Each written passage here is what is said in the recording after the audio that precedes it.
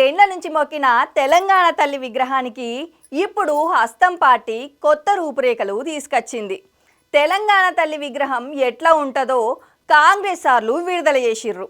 కాళ్లకు పట్టీలు, మెట్టెలు, పసుపు పచ్చ అంచుతో ఆకుపచ్చ చీర, మెడలో కంటి, చేతిలో మొక్కజొన్న, వరిజొన్న, సజ్జ కంకులు ఉన్నాయి. హుందాతనం ఉట్టివడే కలతోటి తెలంగాణ తల్లి నిండు ముత్తైదు లెక్క మెరుస్తున్నది.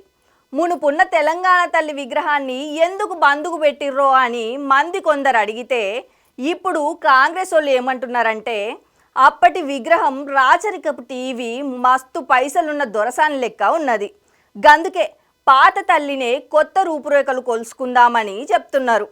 ఇప్పుడు విగ్రహం తెలంగాణ సాంప్రదాయాన్ని, బహుజనుల ఉద్యమ భాగస్వామ్యాన్ని, పోరాట స్ఫూర్తిని కొట్టచ్చేటట్టు చూపిస్తున్నదని సెలవిచ్చిర్రు. భరతమాత ముద్దు బిడ్డగా, సబ్బండ వర్గాల తల్లిగా కొత్త విగ్రహాన్ని తయారు చేపించినమని సీఎం సాబ్ వర్గం చెప్పుకొచ్చింది.